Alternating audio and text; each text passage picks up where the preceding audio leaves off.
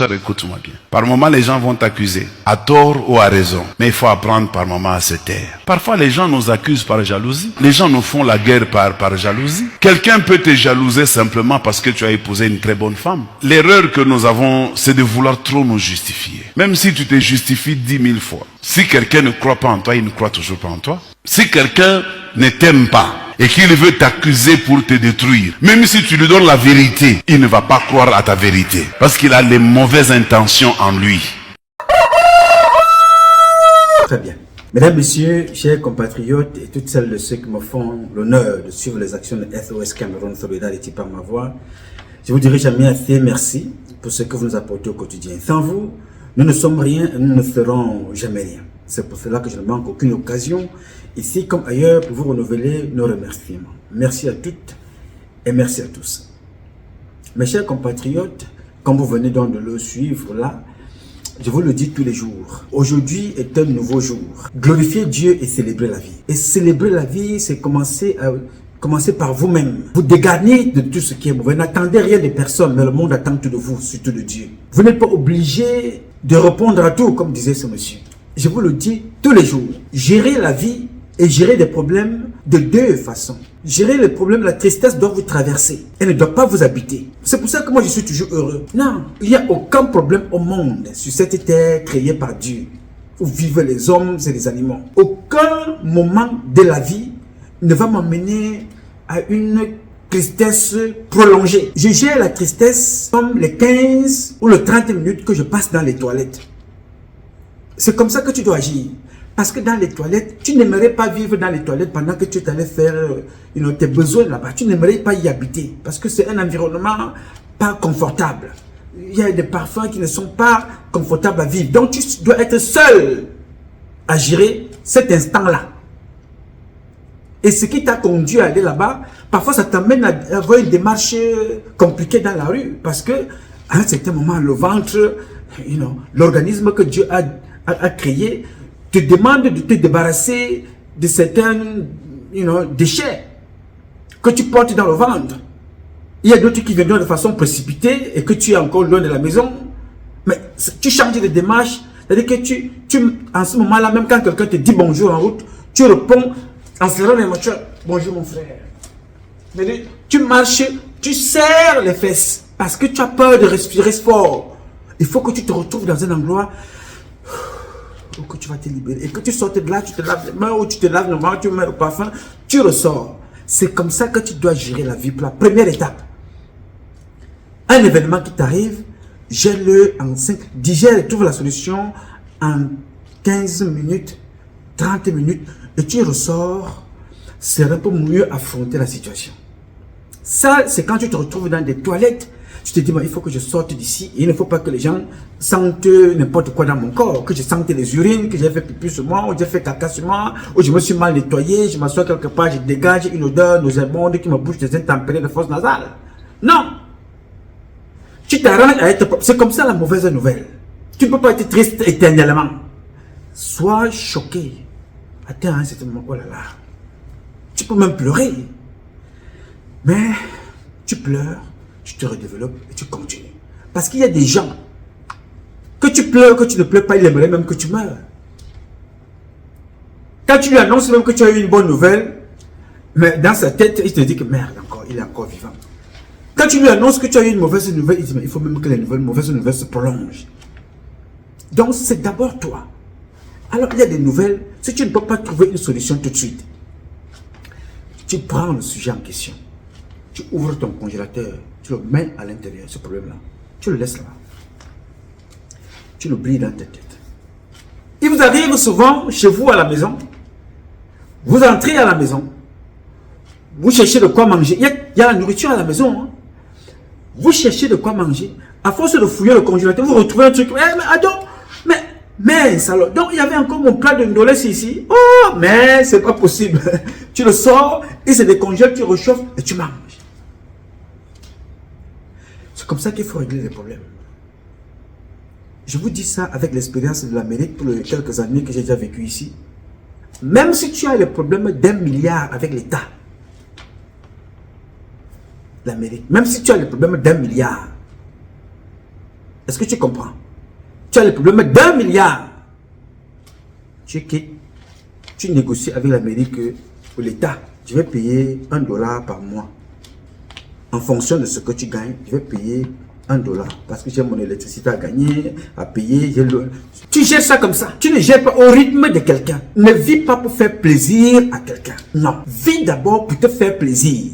Et te faire plaisir, tu feras forcément plaisir en face. Mais aussi, tu feras aussi des jaloux en face. Je vais te prendre un exemple. Parce que ce que vous venez d'écouter là, si quelqu'un arrive chez moi, quand il va rentrer dans ma maison, il me trouve en train de nettoyer. Je nettoie, je balaie, je lave les assiettes. Mais quand il va sortir de là, il va aller dire, mais Amoto, j'ai trouvé Nouma, il était en train de laver les slips de sa femme, il était en train de laver les assiettes, il était en train de laver les habits. Nouma lave le sol, mon frère. Le gars que tu vois toujours en costume bien habillé, mais chez lui, il est un esclave. Sa femme a fait le tabasser. Mais ce garçon, mais vous l'entendez parler comme ça. Il est énergique, il est élégant, il a de la prestance. Mais chez lui, c'est lui qui lave les assiettes. Mais je te dis, mais attends, j'étais là-bas, moi je l'ai vu, tu sais que je suis le seul qui va chez lui.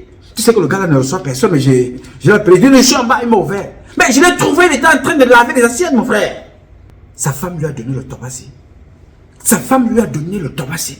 Seulement, mon frère, la première chose que ma mère m'a enseigné, c'est le ménage, c'est la propreté, c'est nettoyer, c'est laver. Est-ce que tu comprends ça? La toute première chose que toute maman apprend à ses enfants, c'est le nettoyage de la maison. Laver leurs habits, se laver, dresser le lit, savoir se laver. Se laver et savoir se laver. Parce que le corps de tout un être humain dégage des odeurs qui ne sont pas... Si tu n'habitues pas ton corps à être propre, il y a des endroits que si tu n'es pas propre, tu frottes ton menton là. Tu sens l'odeur, après avoir frotté ton menton, tu vas sentir que c'est un sang pour le lapidus. Le derrière de tes oreilles là, si tu n'es pas habitué à les nettoyer, tu frottes comme ça là, tu mets sur le nez, tu vas sentir que ça ne sent pas bon. Tes aisselles. Donc, l'être humain est comme le poisson. L'animal le plus sale, c'est l'homme. Plus sale parce que tu as la possibilité d'être propre. Donc tu es 2 fois plus sale qu'un animal, qu'un poisson.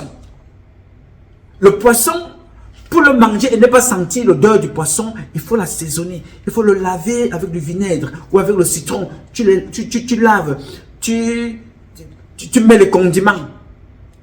Tu le laisses la mariner pendant 1 ou 2 heures de temps. Le temps que les condiments rentrent dans son corps. Et quand tu manges ce poisson-là, tu ne sens plus l'odeur du poisson parce que tu as tué son odeur. L'être humain est comme ça. Donc c'est ce que ma mère m'a appris à faire. Donc l'homme qui rentre chez toi te dit non, je lave les assiettes, monsieur. C'est d'abord pour mon confort personnel. Quand j'ai reçu ma mère ici à la maison, ma mère que j'aime beaucoup, maman Alice Com, quand elle est entrée avec ma compatriote, quand elle est venue chez moi avec sa fille, la présidente du REDAC, quand elles sont entrées, elle m'a dit, mon fils, ta maison est bien entretenue, ta maison est propre. J'ai aimé ça. Pourquoi? Parce que j'applique ce qu'elle m'a enseigné quand j'étais petit. Lave les assiettes, balaye la maison, lave tes habits. Elle ne m'a pas dit, croise les bras, ta femme viendra laver tes habits. Maman ne m'a jamais dit ça. Madame Nouma ne m'a jamais dit ça. Est-ce que tu comprends ça? Maman Alice ne m'a jamais enseigné ça. Que voilà, depuis l'âge de 5 ans, non. Croise les pieds, mon fils, va te promener, va jouer au foot, viens avec tes habits, jette ça là, attends quand tu seras marié, ta femme viendra laver. Non! Aucune maman n'enseigne ça. Va laver tes habits, va te laver, prends soin de toi, brosse-toi les dents, lave tes slips, arrête d'être propre, peins-toi, rase-toi, fais ce qu'il y a à faire pour que ta chambre soit propre. Alors, tu te retrouves dans un couple. Tu t'assois. Tu croises les pieds. Parce qu'on va dire que non, on a trouvé nous en train de laver les habits. On a machin, tout et tout ça. Ta femme lui a donné le tobassi. Oui, mais j'aime bien même ça. J'aime même le tobassi. Ça rentre même dans mes os. J'aime ça. Vous connaissez mon épouse, non? J'aime ça. Mais les mêmes personnes, si cette personne arrive chez moi, me trouve assis au salon, je suis en train de regarder un match de football, de Canon Kwakmangonda, ou alors de l'Union de Douala, je suis assis au Tonnerre Calara Club, ou alors de l'Olympique d'Envolier, you know, ou de Fourmi Magnan Club de Bomzout. You know? Je suis assis là en train de regarder. Oh, Fourmi Magnan Club de Bomzout. Je suis assis en train de regarder dans le match. Ma femme est dans la cuisine. C'est elle qui prépare. Oh, les enfants pleurent de l'autre côté. C'est elle qui s'occupe des enfants. Oh, oui, moi je veux boire un petit truc. Moi je n'ai moi ceci là. C'est elle qui est dans la cuisine. Bon, il faut que me repasse ma bille. C'est quoi? C'est ta bonne, mon frère. Est-ce que la femme c'est ta bonne? La femme n'est pas une bonne. La femme est un être humain. Oui, monsieur. C'est pour ça qu'à un certain moment, c'est un reproche que nous devons, bon, on ne va pas reprocher ça aux parents, c'était à l'époque, mais nos parents aidaient leurs madame, leurs épouses, leurs madame, ils les aidaient. Papa va au champ, il revient avec le bois pour que sa femme prépare. Qui vous disait que les parents à l'époque n'aidaient pas leurs femmes? Les parents travaillaient, ils partaient chasser, ramenaient la nourriture à la maison, la maman préparait, elle avait ses petits champs, le père aussi avait ses champs. Aujourd'hui, c'est, non, ceux qui veulent foncer dans le... Non, non, non, c'est pas ça. Donc, n'attends pas toujours que quelqu'un en face te dira des choses qui vont te plaire. Fais ce qui est bon pour toi, forcément sera bon pour l'autre. On dira toujours tout ce que tu veux. Je te donne là 2 exemples. La personne me trouve, je nettoie ma maison, il sortira dire qu'il a trouvé une machine de laver sa maison. Pourtant, je lave ma maison d'abord pour mon intérêt. Je lave mes assiettes pour mon intérêt. Moi, j'ai des femmes qui travaillent chez moi. Donc, je ne veux pas finir de boire mon thé ici et attendre que Rosa vienne demain matin pour venir laver ce verre. Et tu me trouves en train de laver mon verre, tu dis, oh, nous m'en train de laver, je l'ai trouvé en train de laver sa tasse, mais mon ami, ce gars a été tobacisé terriblement. Non, monsieur. Apprenez à faire des choses parce que vous voulez être propre. Il faut que vous soyez propre pour vous et propre pour ceux qui vous fréquentent. Ça n'a rien à voir avec votre épouse ou pas. Votre épouse n'est pas une bonne. Non, monsieur. Votre épouse n'est pas une bonne. Moi, je sais préparer. Même si je ne suis pas le plus grand chef, mais je peux préparer au point où, vraiment, si j'ai une femme, ma femme que vous connaissez là avec le... je ne veux pas reprendre, mais je prépare et mange. Si elle est rentrée du travail tard, il faut qu'elle trouve quand même que j'ai fait un petit truc à la maison. Qui vous a dit que la femme est un esclave? Il faut donc arrêter ça. Ok? Donc, j'ai beaucoup aimé cette introduction que j'ai bien voulu partager avec vous. N'attendez pas toujours que les gens vous disent des choses pour vous faire plaisir. Ils vont vous dire des choses par jalousie, par méchanceté. Faites ce que vous avez à faire. Pour vous d'abord. Et c'est très important. Parce que quand vous ne serez plus vivant, on vous mettra n'importe quel costume, on racontera n'importe quoi. Enjoy ta vie. Je me lève le matin, rien ne m'énerve. Même la situation du Cameroun, elle est choquante. Mais qu'est-ce que je vais faire en dehors de dénoncer ici pour le moment? C'est de me préparer pour aller changer les choses avec vous. Alors est-ce que je vais aller changer les choses étant énervé, étant en colère, pour que je meure même avant d'y arriver? Non. Gérons les choses avec tact, tactique, méthode, méthodique, tactique, stratégie. Point final. Il ne faut pas t'accumuler l'esprit. Avant de continuer dans cette publication que je voulais changer avec vous ce matin, je voudrais partager avec vous une vidéo que j'ai déjà publiée plusieurs fois. Vous allez comprendre pourquoi je vous dis ça. Écoutez et regardez. Près du centre, qu'ils ont intérêt à rester tranquille, à la boucler. Ne rien dire ne veut pas forcément dire qu'on n'a pas des choses à dire. Je sais d'où je viens et je sais quels sont où je vais. La plupart des difficultés que nous rencontrons viennent de nos frères de la région du centre. L'homme bêtier est foncièrement paresseux, malhonnête, sournois et cynique, méchant. Certains ont profité, bien entendu, des pouvoirs égaléens de la première institution du pays. Je parle là du chef de l'État. Un décret a été signé lundi et mardi. On devient le plus grand militant, on devient l'homme le plus intelligent. Il s'agit d'un avertissement que je lance à ceux qui sont en train de me jeter les pots de banane. J'ai tous les moyens. J'ai 4 télévisions, 2 radios, et je vous annonce d'ailleurs qu'une autre opération est en gestation. En d'autres termes, j'ai décidé au sein de l'ISAM, l'Institut supérieur des sciences et des arts et métiers, de construire une bibliothèque dédiée au président Paul Biya à 500 millions de francs. Cette opération va commencer dans les plus brefs délais. Et quand je dis quelque chose, je fais. Quand je fais... Bien. Alors, vous venez d'écouter là notre compatriote Amougou Belinga. J'aime cette sortie de Amougou Belinga. Je l'aime parce qu'elle nous enseigne beaucoup de choses. Amougou Belinga parle là et s'adresse à ses parents que nous sommes, ceux qui sont aux affaires des roiteliers, où le décret a changé les vies. Ils peuvent se permettre tout et n'importe quoi. Je vous parle de ça parce que je vais vous entraîner dans le dossier de Joseph Fouda et de Mbapou encore. Vous me direz, non mais ça a toujours existé, ce comportement-là. La répétition des crimes, la répétition du mal, la méchanceté, la jalousie, ça continue, ça existe. Donc quand Amougou Belinga parlait là, ce qui me gêne, c'est qu'il était parmi les personnes qui posaient les mêmes actes contre les autres. J'aime cette vidéo. Et j'aime la vidéo de Ernest Obama que je vous montrerai demain. J'aime toutes ces vidéos-là. Parce que chaque fois que vous faites, vous ne savez pas que ça va vous être retourné. Et je vous apprends cette leçon tous les jours. Tous les jours, je vous le rappelle. Faisons attention aux actes que nous posons. Ça va nous rattraper. Tu fais le mal, ça prendra le temps que ça prendra, ça va te rattraper. Tu fais le bien, ça prendra le temps que ça prendra, mais ça va te rattraper. Sois objectif, sois réaliste, sois positif vis-à-vis des autres. L'être vis-à-vis des autres, c'est de l'être d'abord vis-à-vis de soi-même.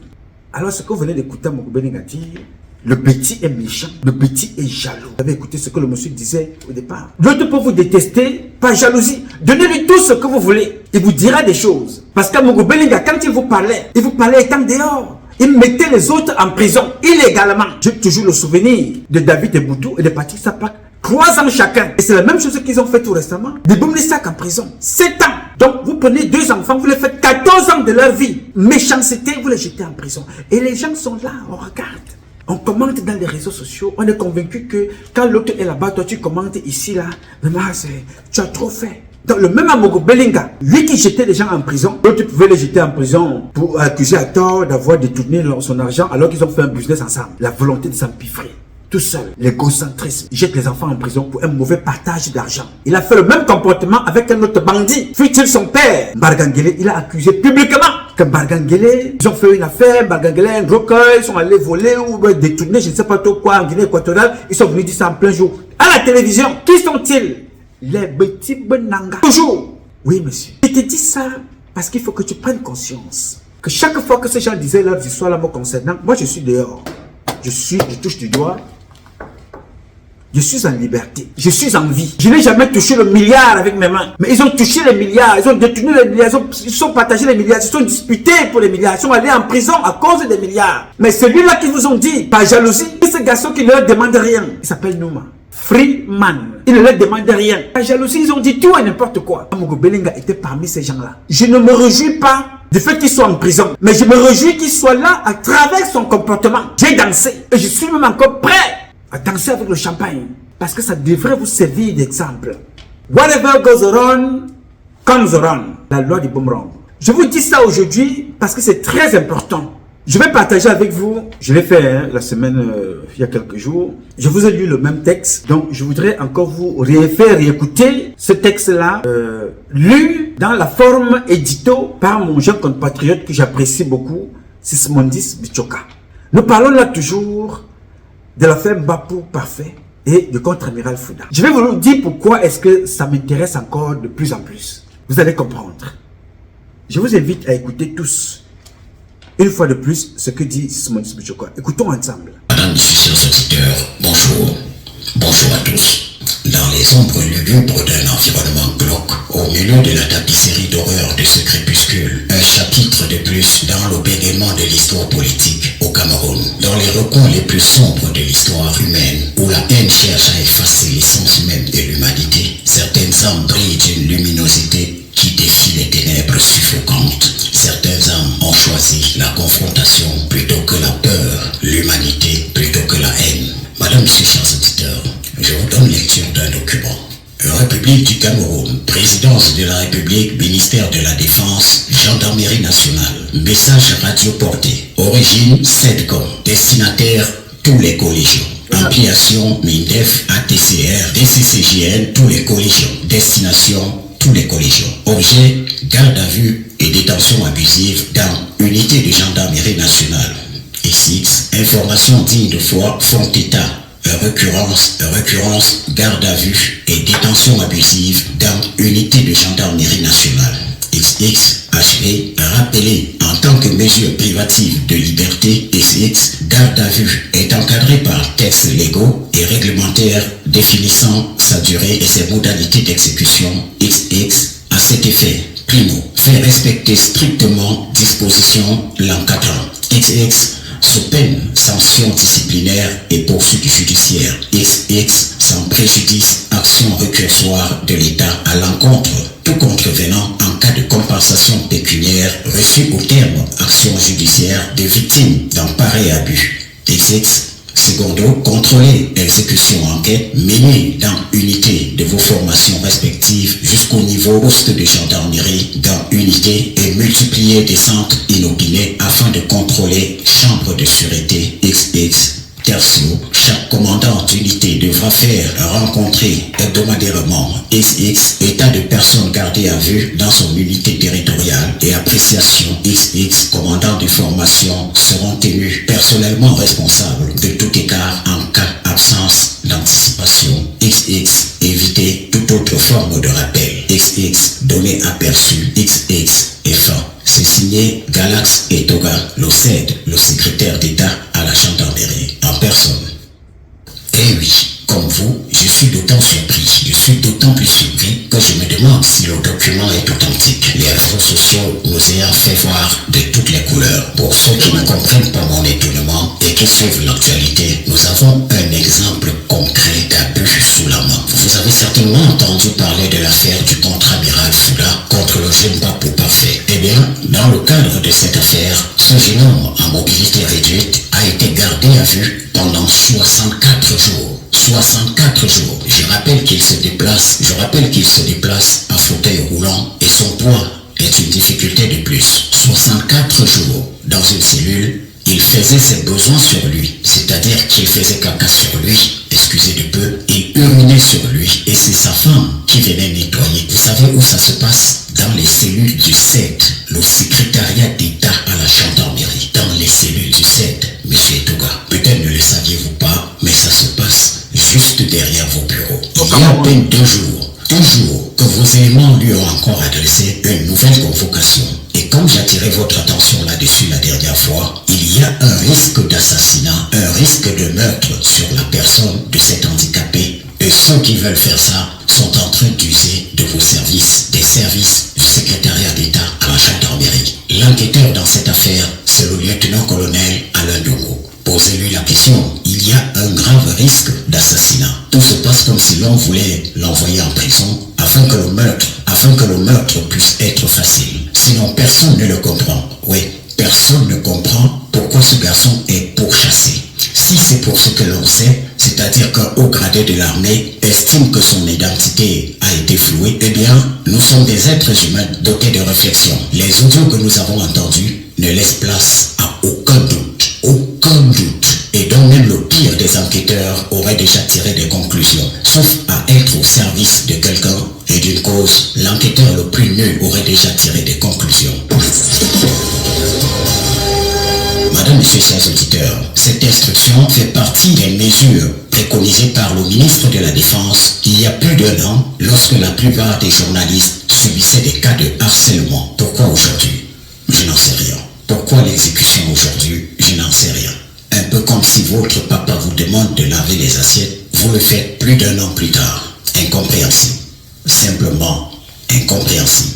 Madame, Monsieur, chers auditeurs, en fait, il serait important de définir ce que c'est qu'une garde à vue. La garde à vue est une mesure privative de liberté encadrée par la loi suivant le code de procédure pénale. Concrètement, vous êtes soupçonné d'avoir commis un crime ou un délit. Un officier de police judiciaire vous contraint de le suivre au commissariat. En ce qui concerne la garde à vue, elle peut être décidée par le procureur de la République ou par un officier de police judiciaire à l'encontre d'un individu dès lors que l'enquête judiciaire a permis de rassembler des motifs suffisants pour le suspecter d'un crime ou d'un délit passible d'une peine d'emprisonnement. On vous place en garde à vue vue quand on estime qu'on va encore vous entendre après avoir trouvé d'autres éléments et que l'enquête va se poursuivre. Toutefois, si votre domicile est connu, si vous êtes un homme public, domicile connu, avec d'autres indices de points de repère, eh bien, à ce moment-là, la garde à vue n'est pas nécessaire. Un individu ne peut être placé en garde à vue que s'il a commis une infraction punissable d'une peine d'emprisonnement. Cette mesure doit être décidée, je le disais tantôt, par un officier de police judiciaire. Elle ne peut pas excéder une durée de 24 heures, sauf sous certaines conditions spécifiques. Actuellement, dans notre pays, les temps sont mauvais. Les temps sont d'autant plus mauvais que certains profitent de leur position de pouvoir, qui pour emprisonner qui il veut et qui pour tuer qui il veut à tout moment et sans demander de compte à personne. La plupart estimant là-haut que le président ne peut plus rien et donc chacun devenu roi dans son royaume. Je tire ici la sonnette d'alarme. Le rôle du président de la République, c'est de protéger les hommes et les biens, surtout de protéger les citoyens. Avec autant d'abus, ne voyant personne réagir, vous savez quand vous poussez un animal dans ses derniers retranchements, il vous griffe rageusement. Et donc ne voyant pas la vraie justice réagir, les uns et les autres pourraient prendre sur eux de se défendre, de se faire justice, tout seul. Et là, bonjour l'emplacement. Bien. Je voudrais ici renouveler mes remerciements à mon compatriote Bichoka pour l'excellent travail qu'il abat tous les jours d'éclairer nos autres, d'informer, de sensibiliser, mais aussi d'énoncer. Alors, ça fait la énième fois que je vous entretiens sur le même sujet parce que c'est un sujet que j'affectionne le plus. Ce dossier de Parfait Mbapou et le contre-amiral Joseph Fouda, en dehors des acteurs principaux de cette affaire, je suis l'un des Camerounais qui détient entre 80 et 90% des éléments de toute cette affaire. C'est pour ça que je me suis tagué ici en disant au président, je suis déjà général de Dieu. Alors fais de moi général des hommes et nomme-moi enquêteur de cette enquête, de cette affaire. Je te donne 3 mois et je te livre tout le monde avec des preuves à l'appui. Ce qui se passe avec cette affaire démontre l'imposture, s'il faut le dire ici. Et moi, ça m'arrange, ça me fait plaisir. Pas ce qui arrive en Mbapou, parce que ça, c'est ce qui arrive en Mbapou, c'est ce qui est arrivé à pas mal. Alors que le Cameroun prend part à la 81e session de la Commission des Nations Unies contre la torture à Genève, en Suisse, le pays a mal au respect des droits de l'homme, tant les cas de torture sont légion. Le plus emblématique de ces dernières années reste le cas Martinez-Zogo, symbole de la lutte contre la prévarication de la fortune publique. À travers ses dénonciations, le chef de chaîne d'Amplitude FM a subi l'une des tortures les plus violentes jamais infligées à un être humain sous nos cieux. Bientôt 2 ans après cet assassinat, les coupables n'ont toujours pas été devinés et encore moins punis conformément à la loi. Avant Martinez-Zogo, le cas Samuel Ouazizi demeure une véritable énigme. Le journaliste d'expression anglaise avait été déclaré mort en août 2019, 10 mois après son transfert de Boya pour Yaoundé. Si l'armée camerounaise avait évoqué une sepsie sévère comme cause de la mort de Ouazizi, en précisant qu'il n'avait subi aucun acte de torture ou sévice corporel, les photos du journaliste présentaient de nombreuses blessures sur le corps. Un cas qui reste à ce jour non élucidé. Il s'appelle Simon Lonkana, plus connu sous le nom d'artiste Longuet Longuet. Il n'oubliera pas de sitôt le traumatisme qu'il a vécu dans les locaux de la sécurité militaire à Douala en 2019. Dans une vidéo qu'il a lui-même rendue publique sur la toile, c'est un Longuet supplicié, tabassé, torturé comme une bête qui subit la barbarie de ses semblables. Comme il a dit, c'est grâce à Dieu qu'il a survécu à cette torture, ce carnage tel qu'il a qualifié. Aujourd'hui, les auteurs de cet acte ignoble courent toujours. Des cas comme ceux-ci ont été portés à la connaissance du président de la République par un collectif d'avocats, de leaders politiques, d'acteurs de la société civile, pour qu'ils instruisent de faire la lumière sur ces actes de torture. En tout cas, la Commission des Nations Unies contre la torture, réunie à Genève en Suisse, ne va pas chômer au regard du dossier Cameroun.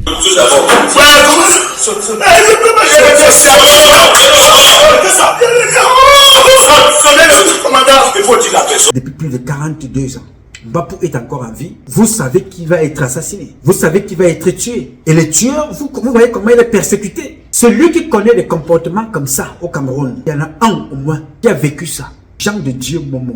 Je vous le dis, il peut témoigner. C'est un prisonnier d'État Bonjour Eric Atangana. Bonjour. Vous avez 19 ans. Depuis combien de temps vous n'avez pas vu votre papa, Michel Atangana? Ça fait aujourd'hui 13 ans que je ne l'ai pas vu. Et pourquoi? Parce qu'il est emprisonné au Cameroun depuis... Il a été condamné pour détournement de fonds pour 15 ans d'emprisonnement. 15 ans d'emprisonnement. Il en a déjà fait 13. À vos côtés, Jean de Dieu Momo. Bonjour maître. Bonjour monsieur Demir. Vous êtes avocat, réputé au Cameroun. Vous occupez en général plutôt des droits de l'homme. Pourquoi est-ce que Michel Atangana est enfermé depuis maintenant 13 ans au Cameroun alors qu'il est français? Oui, c'est une situation tragique. Je dois dire que il est enfermé injustement au Cameroun à la suite d'un procès complètement bâclé où ses droits n'ont pas été respectés. C'est-à-dire? Il a été condamné le 4 octobre 1997 à une peine d'emprisonnement ferme de 15 ans pour un soi-disant détournement des deniers publics de la somme de 350 millions de francs CFA. Mais je dois dire que lorsque j'ai pris en charge ce dossier, il m'est apparu qu'il n'avait pas été assisté par un avocat lors de son jugement. Un jugement que je qualifierais sans détour de clandestin, un jugement carrément à huis clos. Alors, 13 ans d'emprisonnement, est-ce que vous avez l'un et l'autre de ces nouvelles? Eric Atangana, est-ce que vous avez des nouvelles de votre papa? J'arrive de temps en temps à en avoir, c'est assez difficile. Les premiers temps, j'ai réussi à lui envoyer quelques lettres, mais maintenant, j'arrive de temps à autre l'avoir au téléphone. Alors, depuis combien de temps vous avez pris conscience de la situation de votre papa? Comment on vous l'a expliqué? Comment ça s'est fait? Donc, en fait, la situation de mon père, je savais depuis l'âge de 10 ans qu'il était emprisonné. Sauf que l'affaire, je la connaissais assez vaguement. Et depuis 1 an, j'ai rencontré un avocat qui s'occupait de l'affaire à l'époque et m'a expliqué dans les détails l'affaire de mon père, dans les conditions d'emprisonnement où il est actuellement. Alors, maître Momo, les détournements de fonds en fait sont un écran de fumée. Comment se porte Michel Atangana aujourd'hui? Vous l'avez vu? Oui, je l'ai vu juste avant de venir à Paris et je puis vous dire qu'il se porte très mal, il supporte très mal cette condamnation. Mais en fait, au-delà de cette condamnation de 13 ans, ce qui fait mal, c'est que il a purgé 13 années des 15 années auxquelles il a été condamné. Maintenant qu'il reste 2 ans pour sortir de prison, les autorités camerounaises ont à nouveau sorti des tiroirs une nouvelle affaire qui date de 1994 et il sera à nouveau jugé demain. Alors justement, c'est une journée cruciale, demain, ce 9 septembre, pourquoi? C'est une affaire qui revient demain, mais qui est renvoyée depuis pratiquement 1 an aujourd'hui. On ne sait pas très bien pourquoi, on veut juger, mais je crains que les conditions d'équité ne soient pas respectées dans cette justice-là.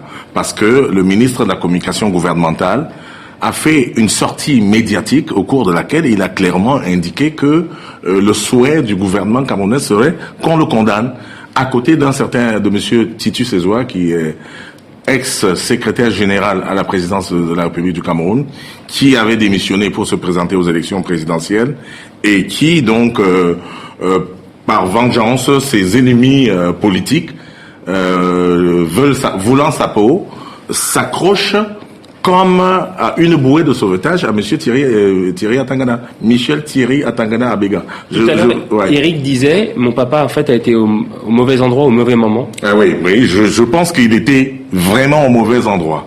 En réalité, la vérité est plus difficile à admettre. On arrête Michel Thierry Atangana Abega le 12 mai 1997. Pendant 2 mois, il est cuisiné à la police judiciaire. Et c'est une garde à vue complètement d'ailleurs abusive, c'est une garde à vue qu'on qualifie d'administrative. Et pendant 2 mois, on lui demande de porter des accusations graves et mensongères à la limite contre monsieur le professeur Titus Ezoa. Celui qui voulait se présenter à la présidentielle. Que vous disent les autorités françaises quand vous allez les voir? Alors moi je suis allé au Quai d'Orsay où j'ai été reçu par des très hautes autorités, je ne voulais pas peut-être indiquer les noms ici, mais je pense qu'on m'a donné des assurances que cette situation va être suivie. Je pense qu'il y a eu comme un regret qu'on ne l'ait pas suivi des 10 années antérieures. Parce que, il faut le dire, les choses comme elles sont, pendant 10 ans, le droit consulaire de la France n'a pas été exécuté. C'est-à-dire que l'ambassadeur au Cameroun n'a pas pu aller voir M. Il Atangana. n'a pas été voir M. Atangana. Pourquoi la presse, nous y compris, nous n'en avons pas parlé?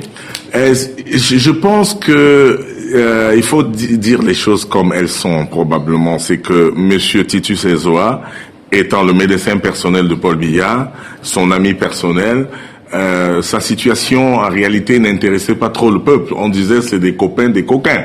C'est-à-dire que, voyez-vous, M. Paul Biya est au pouvoir depuis 1982 et vous savez qu'il a modifié la Constitution en 2008 et donc pour pouvoir se prendre. Donc en fait, comme 90% de la population n'aime pas cette situation, on considérait que c'est un règlement de compte entre eux, dont ça n'intéresse personne.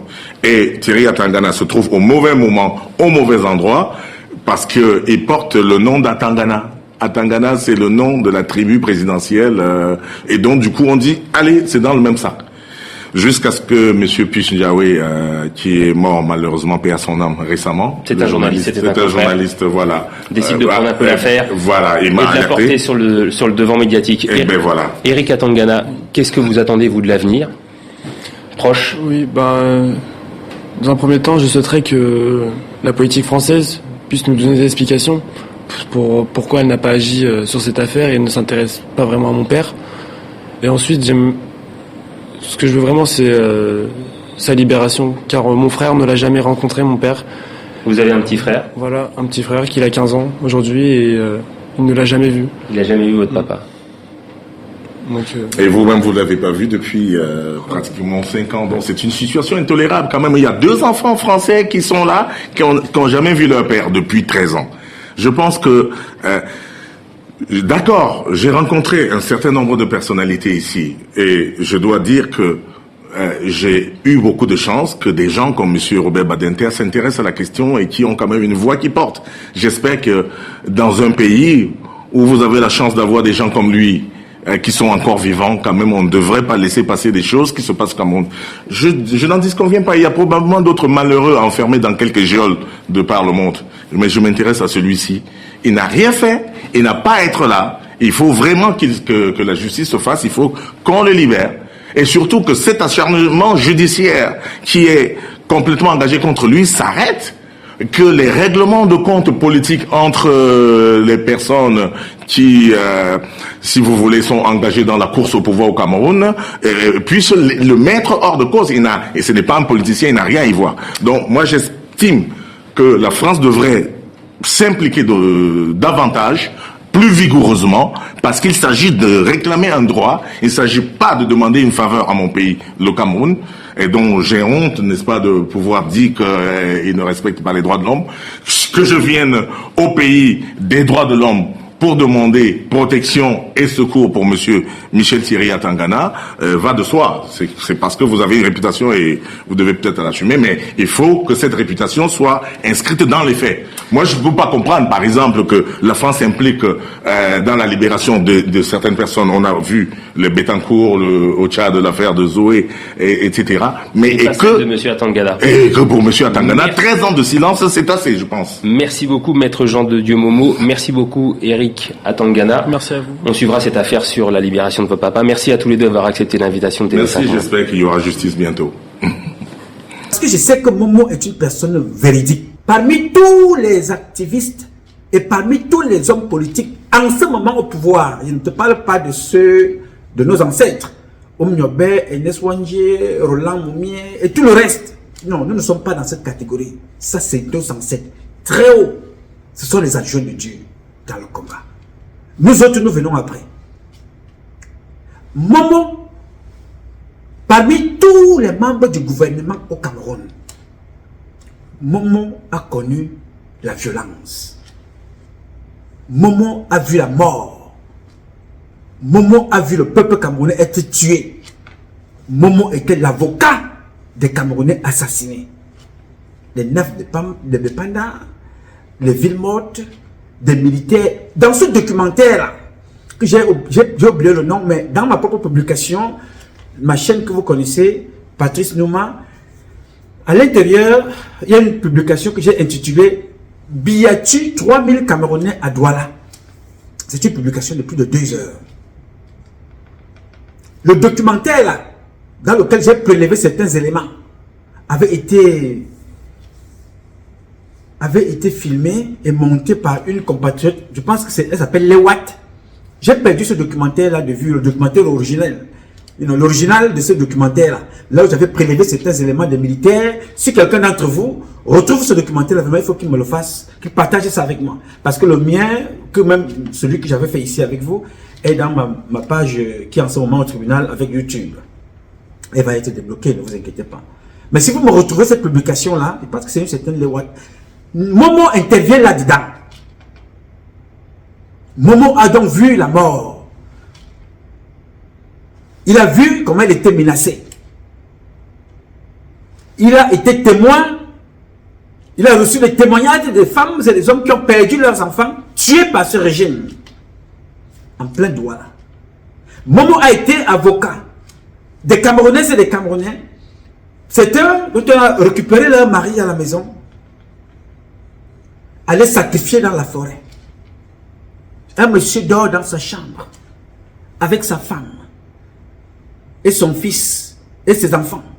Les militaires de M. Biya viennent le récupérer, vont le tuer dans la forêt pour rien. Et vous savez qui était à la base de tout ça? Et qui n'est pas inquiété, parce que nous ici, nous tirons sur Biya nuit et jour, matin, midi, soir, Paul Biya matin, Paul Biya le soir, Paul Biya au petit déjeuner, Paul Biya au goûter. Est-ce que vous savez qui a tué les gens à Douala? Le général Mpaye.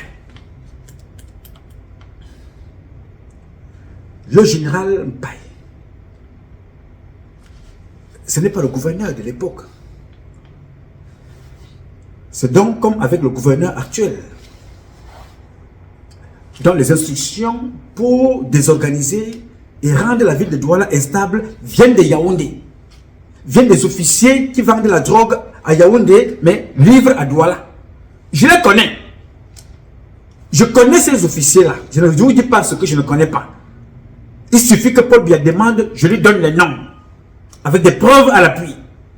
Des officiers ripoux de la police et de la gendarmerie. Avec des militaires. Momo était à cette époque.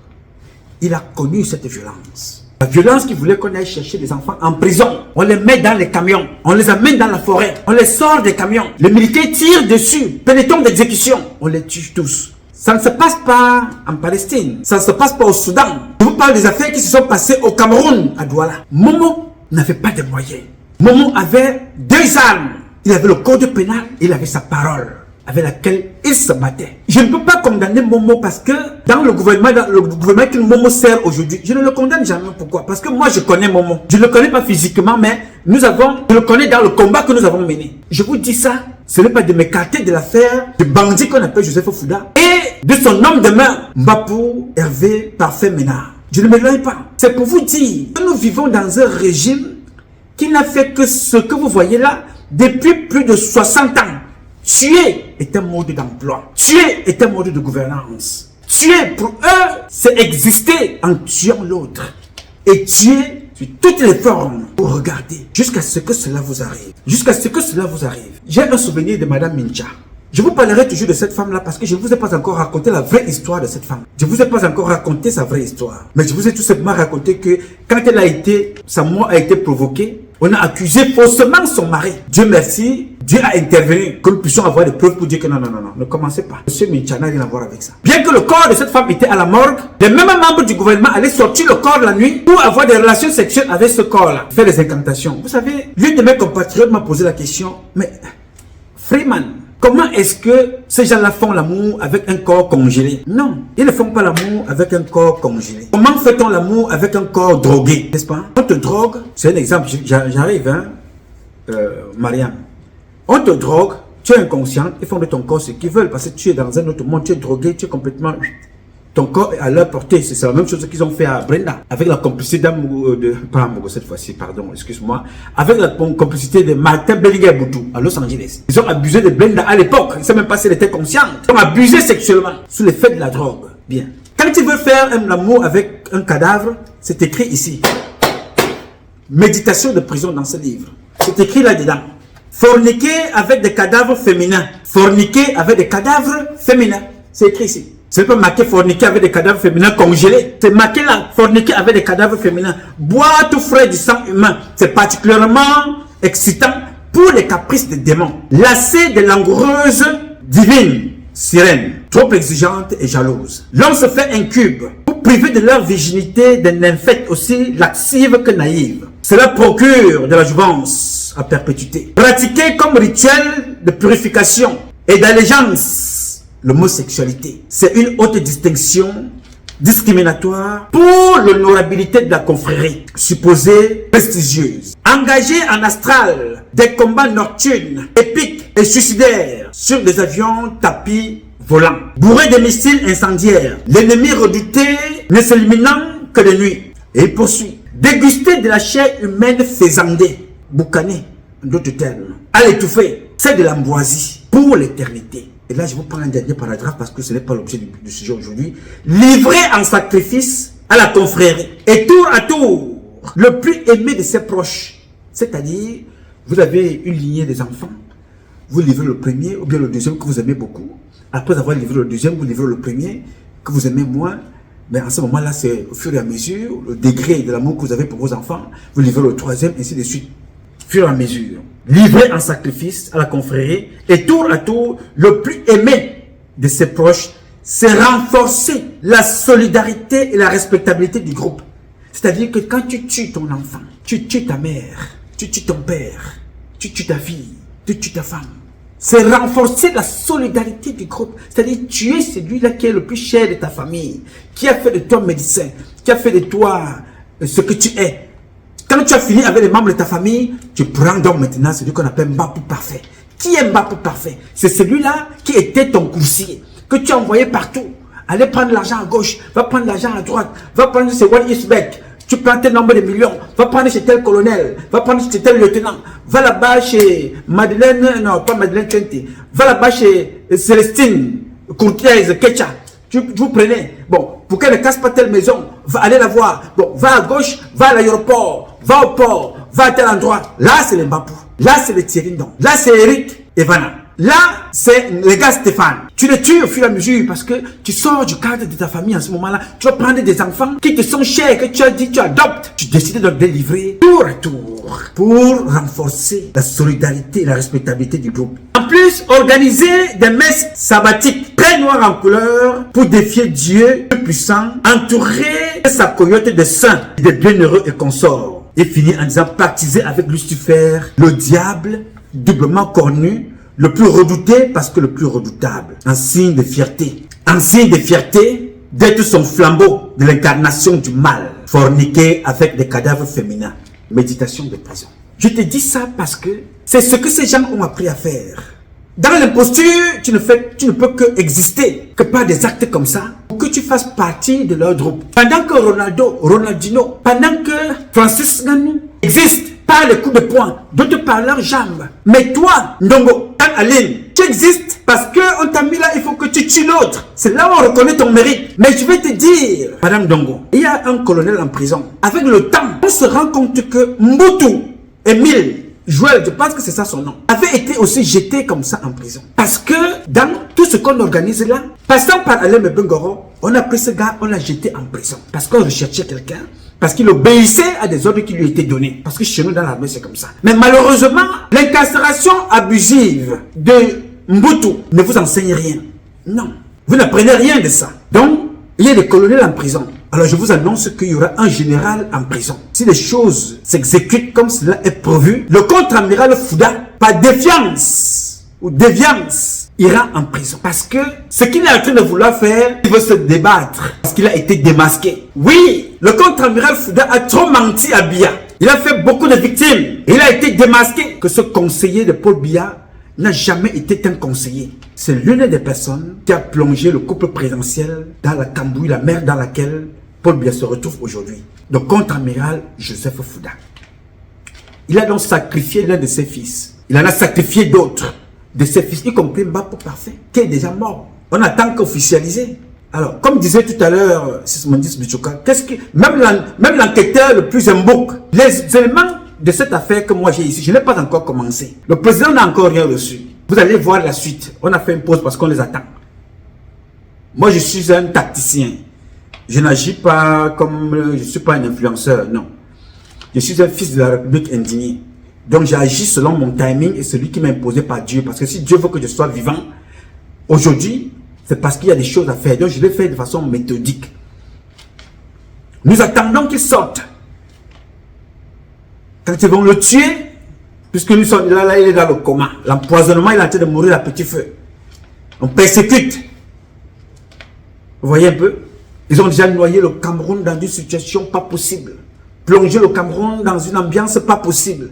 Donc on tue comme ça de façon ciblée. On regarde, on commente, on publie. Ce comportement existe depuis. Oui, monsieur. Yes, il y a Boutouli. Je pense que ma mémoire est bonne, il s'appelait Adrien. C'était le lieutenant-colonel. Vous n'apprenez rien. Parce que ce régime te tue sans état d'âme. Adrien Boutouli, lieutenant-colonel, froidement écrasé. Les mêmes personnes avec lesquelles il travaillait et il exécutait les ordres. On l'a tué sur la route.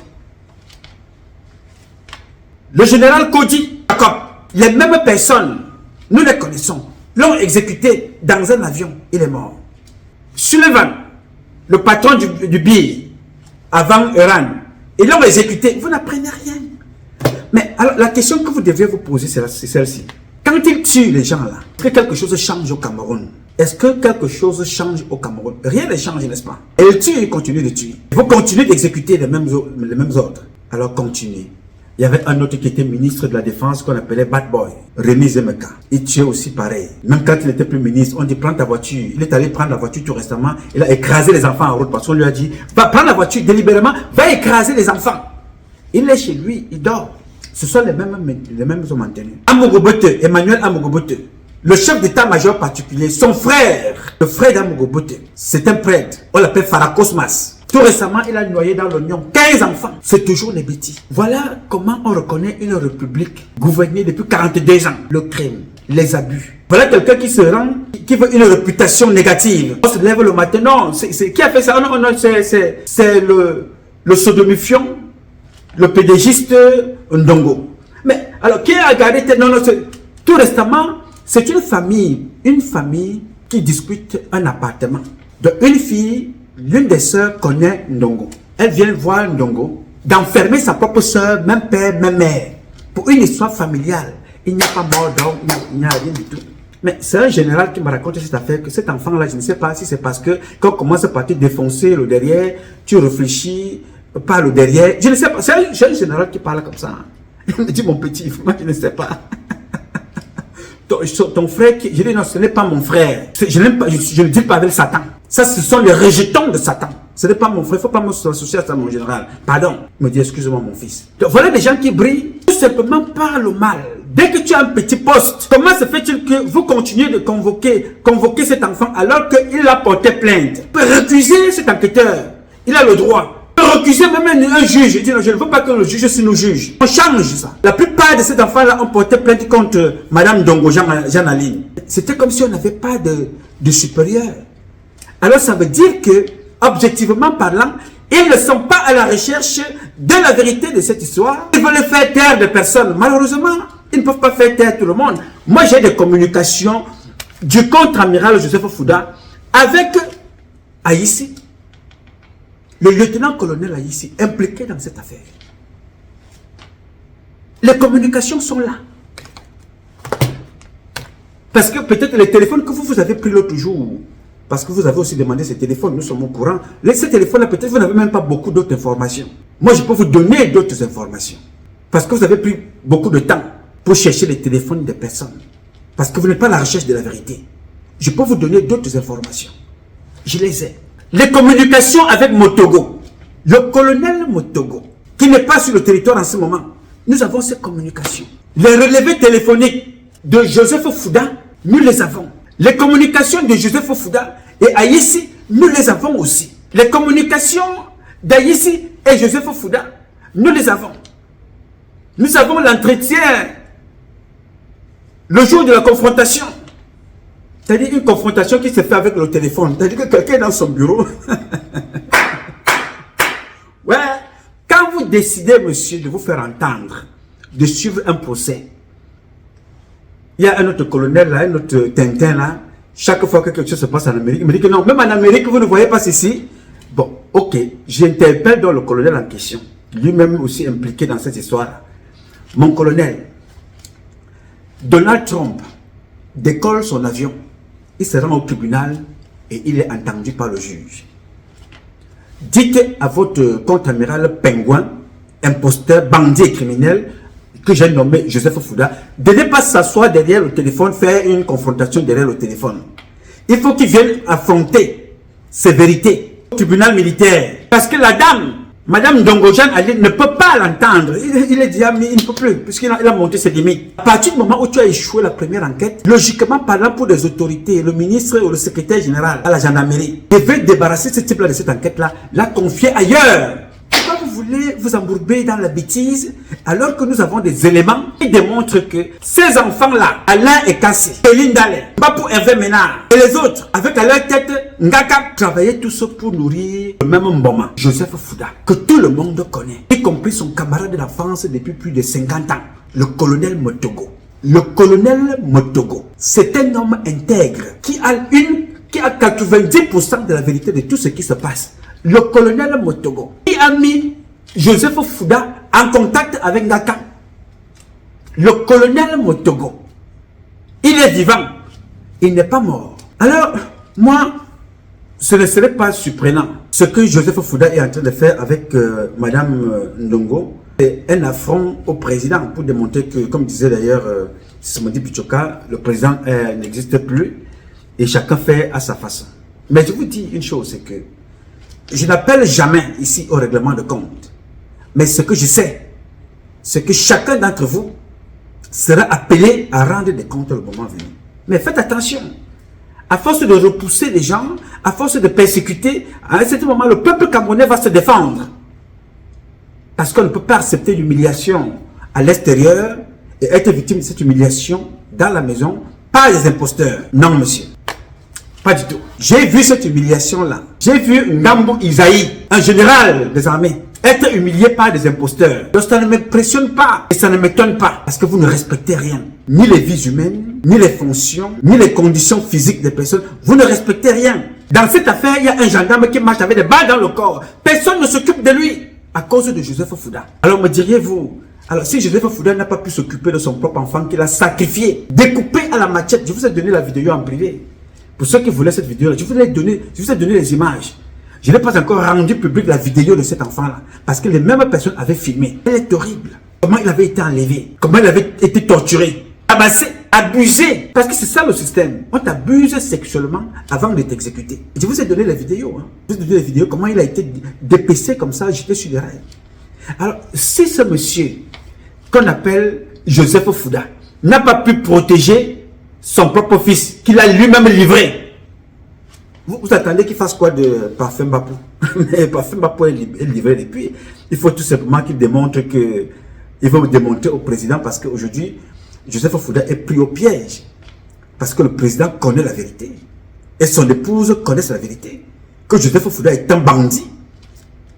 Donc, il a envie de s'acharner pour démontrer le contraire de ce que nous connaissons qui est vrai. Que c'est un bandit. Donc, en s'acharnant sur cet enfant, avec lequel ils ont fait les 400 coups ensemble, des nominations, le racket, des escroqueries. Fouda en tête des escroqueries. La dernière en date concerne One East Bank. J'ai les papiers, j'ai les communications, j'ai les transactions. J'ai le compte bancaire, des dépôts d'argent. Afriland First Bank. Finalement, tous ces hommes d'affaires sont en train de fuir. Parce qu'ils se rendent donc compte qu'ils n'ont pas seulement affaire à des petits gens comme Mbapou, Parfait, les Kassi et les autres. Ils sont en train de fuir. Ngaka, on dit qu'il est introuvable. Je ne sais pas, je n'ai pas encore mis mes éléments sur le terrain pour regarder. L'autre côté, on te fait comprendre que Fokam Kamenyi, lui, il est en fuite depuis. Voilà des milliardaires camerounais. Des gens qui créent l'emploi au Cameroun, qui fuient la persécution. Des gens qui ont passé leur temps à les exploiter, les employer. Vous voyez comment le monde est? Mais non, je n'accepterai jamais ici, comme Ngaka. Est-ce que vous me comprenez? Ça ne passera pas par moi. Je ne serai jamais complice comme tu Fokam. Jamais. Je ne serai jamais là, bras croisés, voir qu'on est en train de tuer Parfum Bapou. Je croise les bras. Non, monsieur. Je dois dire la vérité. Devant Dieu et devant les hommes. Si ces gens sont coupables d'avoir contribué à une organisation quelconque, mais il faut qu'on recherche ceux qui sont à la tête de cette organisation. Ngakam a donné l'argent à qui? Pourquoi est-ce qu'une enquête aussi simple est compliquée? Tu parles de chantage. Tu parles de diffamation avec ton nom. Tu parles de mensonge. Tu parles que les gens ces enfants sont allés prendre l'argent en utilisant ton nom. Moi, j'ai toutes les conversations. Mais pourquoi on n'interroge pas des bonnes personnes? J'ai dit au président de la République, Paul Biya, qu'il soit capable à même de mener une enquête ou bien d'écouter ou pas. Ceux qui m'écoutent, m'écouteront. À partir de la CEMIL, passant par la police et la gendarmerie, tous ces corps-là ont déjà pris chacun de l'argent quelque part un jour. D'une façon directe ou d'une façon indirecte chez Ngaka. La gendarmerie est mouillée jusqu'au cou. Les Outulu, les Gambi, les Mengwen, les Ndongo, les Bissé, le particulier du secrétaire général de Galaxy Toga. Tous ont pris l'argent, de la CEMIL à la police, passant par la gendarmerie. Tous. Alors comment voulez-vous mener une enquête comme ça avec les mêmes personnes? Vous comprenez que même pour l'intérêt de la visibilité à l'échelle internationale, ça ne nous fait pas honneur. Qu'on se rende compte que ce sont les gendarmes, les colonels et les généraux qui sont à la tête des gangs de bandits, si on veut les appeler ici, des gangs des escrocs. Ce sont les généraux, ce sont les colonels, ce sont des magistrats. Pour la plupart, c'est là alors le pompon, sont des bêtises. Yes. J'ai dit le volet de Khalifa Abdallah. On n'a pas encore open ce volet-là. L'homme d'affaires tchadien à qui Joseph Fouda a pris beaucoup de milliards. On n'a pas encore ouvert ce volet. On n'a pas encore ouvert le volet de l'homme d'affaires guinéen à qui Joseph Fouda a pris également beaucoup de milliards. En utilisant le même parfait Mbapou qui allait récupérer l'argent pour aller le lui donner. En utilisant le même parfait Mbapou qui allait récupérer et porter les sommes pour aller remettre à Joseph Fouda. Il ne remettait pas ça à madame, Marion Nyandok, n'est-ce pas? C'était Mbapou qui allait chercher directement pour Joseph Fouda. Nyandok aussi, avec son cerceau, son réseau. Mais vous savez, je veux tout simplement vous faire comprendre ici que on raconte ça comme ça a l'air d'animer. Vous venez, vous nous a encore publié, on regarde, on commente, on dit ok, en attendant, quelle est la prochaine vidéo? C'est comme ça, chaque jour on tue, vous observez, on tue, vous observez. Maintenant, vous ne vous êtes jamais posé la question de savoir comment Dodo Ndoké a été tué et pourquoi. Il était dans le même gouvernement, n'est-ce pas? Très bien. Beaucoup de jeunes sont morts comme ça. Beaucoup de jeunes, dès que tu sais trop, on t'élimine. Le jeune que vous voyez en photo là, c'était un indique. Les gendarmes le connaissaient, les policiers le connaissaient, la CEMIL le connaissait. Vous savez comment il a été tué? L'enfant que vous voyez là, est-ce que vous savez comment il a été tué? Ok. Il a été appelé chez lui par ses amis qui étaient dans un bar en train de boire. Je bois. Après avoir bu mes jus, je bois mon eau moi-même. Il a été appelé par ses amis. Viens le retrouver. Quand il arrive là-bas, ses amis là fumaient leur chicha là. Il est arrivé là-bas, il a trouvé que la sienne, sa chicha, était déjà empoisonnée. Quand je vous parle de drogue, on avait déjà mis la drogue dans le truc en bas là. Il est venu, il a bien aspiré le truc. Il a donc aspiré lui-même le poison. C'est comme ça qu'il est allé mourir. Enquête classée sans suite. Classé, il était un indique de service de renseignement. Il est mort. Yes, Nga Stéphane, il est mort comme ça. Affaire classée sans suite. Martinez Zogo, les mêmes personnes savent. Ils sont des acteurs, ils savent. Moi, j'ai des vidéos de l'assassinat de Martinez Zogo. Je répète encore pour que tu comprennes très bien. Les vidéos de Martinez Zogo, je les ai ici. Nous attendons. Je les ai gardées comme j'ai gardé les vidéos de mon compatriote Longuet. Nous attendons. Les vidéos de Jean-Marie Benoît Mbala. Nous connaissons aussi les tueurs. Nous les avons. Ils les ont aussi. C'était en ces vidéos-là. Mais moi, je les ai aussi ici. Elles vont nous servir le moment venu. On n'est pas pressé. Donc, vous pouvez tuer Pafemba pour ça n'arrêtera pas le processus. Vous avez bien tué d'autres, hein, ça n'a pas arrêté. Non. Mais, ce sera. La vérité sera sûre. À tous. Quoi que vous fassiez, la vérité sera sûre. Et vous serez condamnés. Moi, je ne suis pas pressé. Alors, pour conclure, la seule fierté que j'ai, c'est que, comme je le disais au début de cette publication, les gens comme les Momo sont des gens avec lesquels moi je peux parler facilement parce que ce sont des gens qui mènent le combat depuis très longtemps. Ma fierté de savoir qu'il ne peut pas avoir plus grand que Dieu et que le temps passant, Dieu a voulu que je sois présent pour vous montrer que le sang qui coule là, je le dénonce depuis très longtemps. Avec des gens comme les Momo. Momo est au gouvernement, ça c'est... Il est en mission, il fait son rôle de comédien comme Issa Chiroma. Je ne peux pas en vouloir Momo. Il a compris que pour vivre dans ce système-là, c'est comme ça qu'il faut fonctionner. Yes. Momo là n'est pas le vrai. C'est Momo du combat que moi je considère. Celui-là qui était dans les barreaux pour se battre pour le 9 de Bepanda, pour se battre pour les enfants enfermés à Nobel, pour se battre pour ces femmes-là qu'on a enlevé leur mari. Momo, c'est un vrai combattant, c'est un vrai Camerounais. Il a dit vraiment, je préfère aller là-bas, même si on me nomme ministrant, je vais faire comment? Il n'a pas choisi ma voie. Moi, j'ai choisi être ici et dénoncer ce système. Parce que, comme vous me voyez, je me porte bien, n'est-ce pas? Je suis en santé. Je ne suis pas en santé avec ce qui m'est payé par ce gouvernement, parce que ce gouvernement ne peut pas me payer. Je suis payé tous les jours par Dieu, parce que Dieu me paye par une matière invisible. Heureusement, c'est cette matière-là qui détient la plupart d'entre nous en vie. Le souffle de vie qu'on ne peut pas arrêter. C'est mon salaire tous les jours. Sans argent de l'État, je me porte bien et mieux que tous les membres du gouvernement, y compris le président.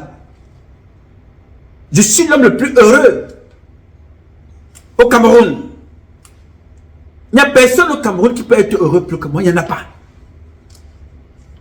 Je mange ce que je veux, je mange ce que je produis, je bois ce que je produis, sans avoir peur. Je dis ce que je pense tout en étant prêt. Que si ça ne va pas, je m'en vais au tribunal. Là voilà, c'est eux qui m'ont porté plainte ici. Et là, il faut filmer. Cette plainte ici a été portée par l'État du Cameroun, représenté ici par la mission diplomatique à New York. Je suis allé là-bas. J'ai gagné le procès. Oh les mains. Nous sommes là en 2015. J'ai gagné le procès ici. Ça, c'était l'un des premiers procès. Il y en a eu comme ça 9. Et ils sont des milliardaires, hein? Un État contre un individu. Mais je sais qu'un jour, ils vont me payer ça très cher. J'avais dit au juge que je n'ai pas le temps maintenant là, pour suivre ça. Mais l'argent que j'ai dépensé sur ce procès-là, ils vont me le rembourser. Tôt ou tard, je ne suis pas pressé. Moi, je ne m'appelle pas Biya qui a laissé ses enfants être abusés par cette bande de criminels. Non, moi, je ne m'appelle pas Paul Biya. Si Paul Biya peut laisser qu'on tue ses enfants, moi, je ne laisserai pas un centime du peuple camerounais partir comme ça. Ils vont me rembourser tout ce que j'ai dépensé dans les tribunaux. Voilà le procès ici. Je vous dis ça tous les jours.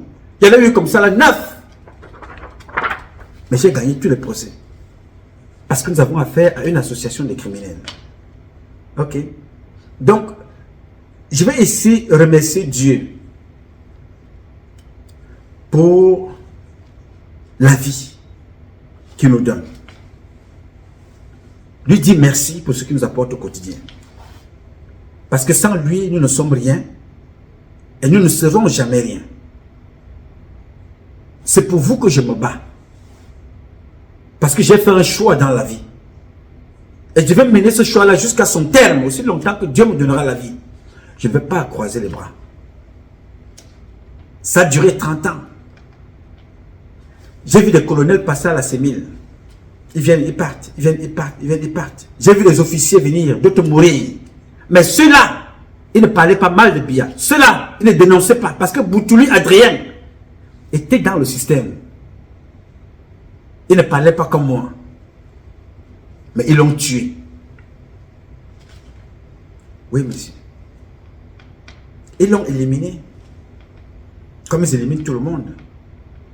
Mais ils ne pourront pas me tuer, il faut oublier ça. Non, laissez. Pas parce que je suis plus fort, non, je ne peux pas avoir cette prétention. Mais parce que Dieu sait quelle est la mission de chacun d'entre nous. Et toute personne qui va essayer, ma prochaine victime sur mon chemin s'appelle Joseph Fouda. Et les autres là, donc vous allez voir ce qui va se passer. Notez ce que je dis ici.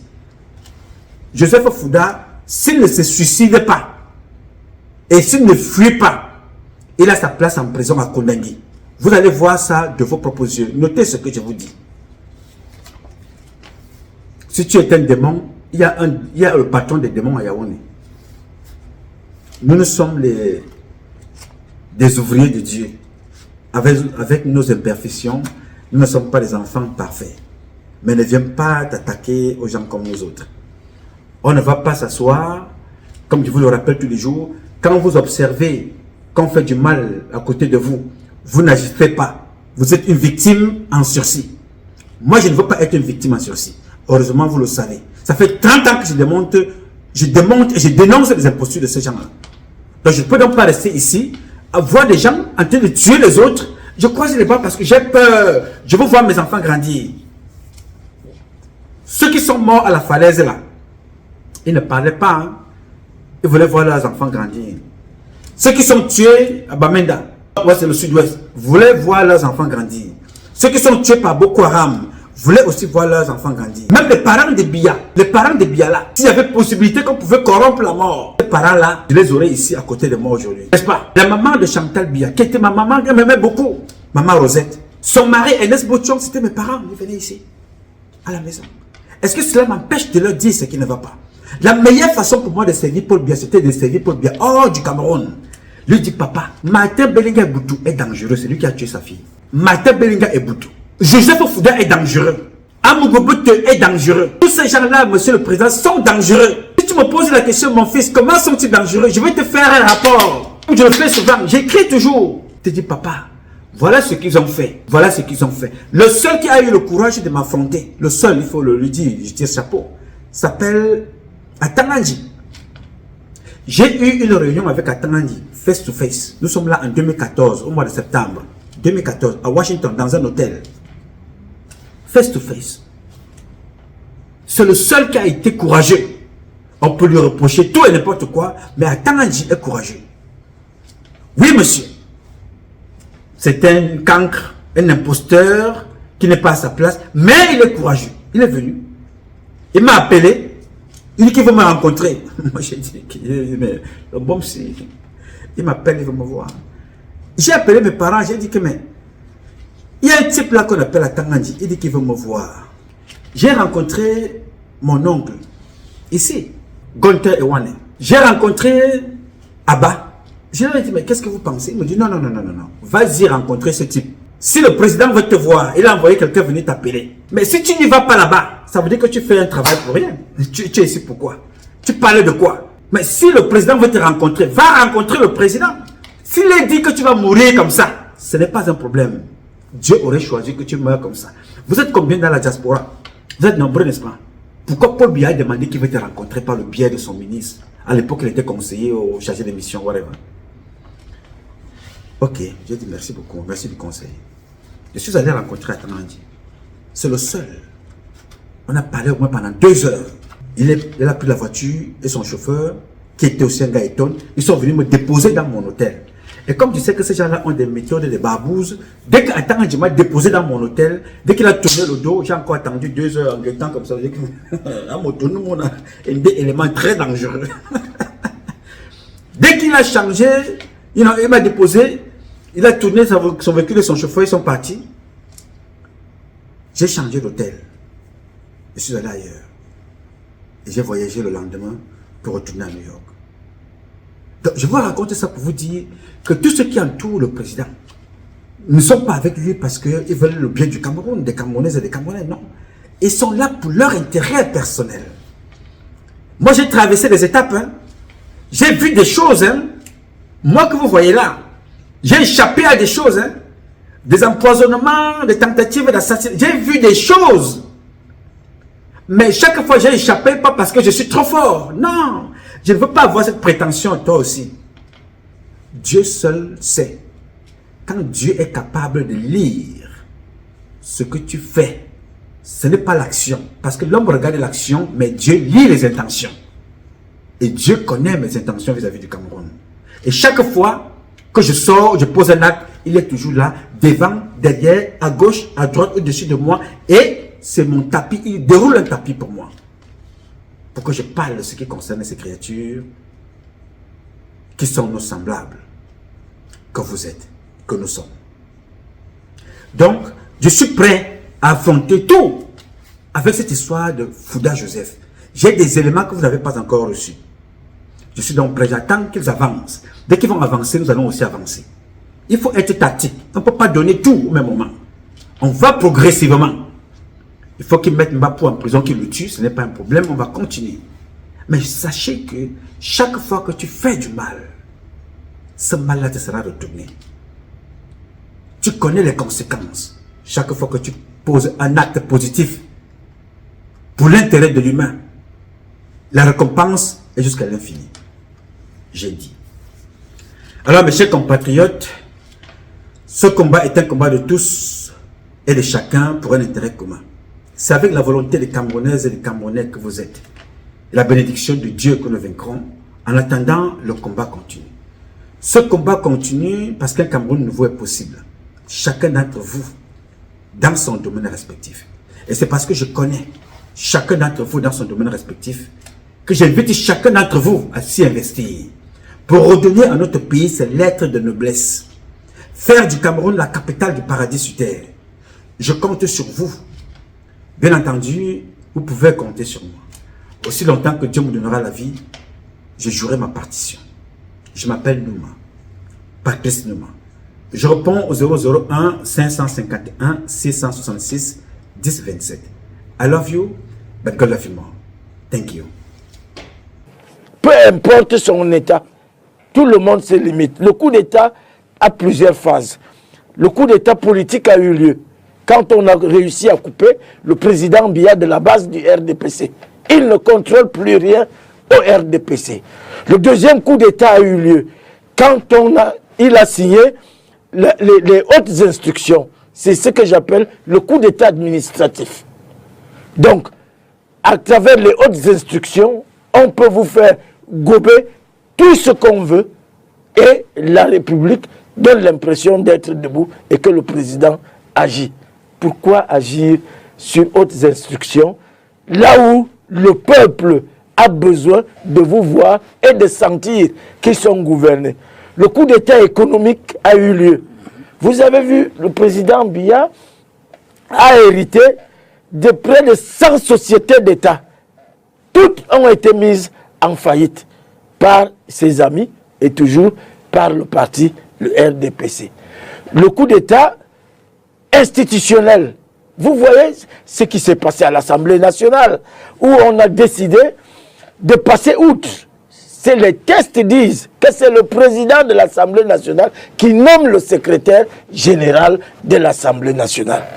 On lui a imposé un secrétaire général qui d'ailleurs est dans les couloirs du TCS pour détournement et autres. Donc il y a eu un coup d'état institutionnel. On a imposé un neveu du président pour avoir le contrôle de l'Assemblée, parce que Kavaï semble être un homme un peu rebelle sur les bords. Et au Sénat, une autre grosse institution, on a pris un légume, on a placé là-bas, Mavame Boutou, je ne sais pas, il doit avoir même 100 ans.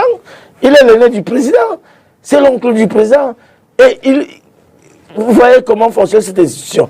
Et le dernier coup d'État qu'il vient de réussir, c'est l'humiliation de la justice. L'humiliation de la justice militaire, l'humiliation des militaires de haut rang. Quand on amène un monsieur comme le juge Sikati, assez de dire